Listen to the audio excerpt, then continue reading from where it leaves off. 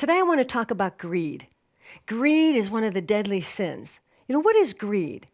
Well, when you think about it, greed is when we ignore the idea that God owns everything and that we're here just as a steward as we pass through this life. So greed, the more you have, the more you want, that's really the effects of greed. And at the core of greed is fear.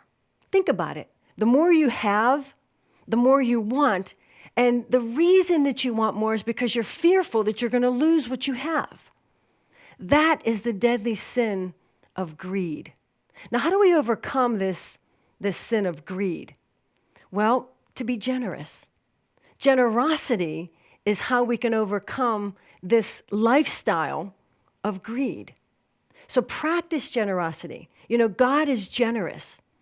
He has given us, think about everything that you have is really given through the grace of God. It's a generous act. And so in order for us to imitate him, we need to practice generosity. And when you do that, then there's no room for this fear and this idea of wanting more and getting more, that really you never feel satisfied. But the more you give, the more you get.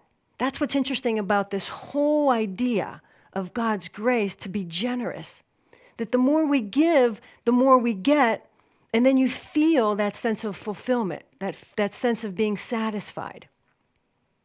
And so greed is one of those deadly sins that is a vicious cycle, that just the more you get, the more you want, and sometimes you just get so caught up in it that you don't even realize what you're doing. So I invite you to really stop and think about how you can be more generous. Practice generosity. Just like the scripture tells us, practice hospitality.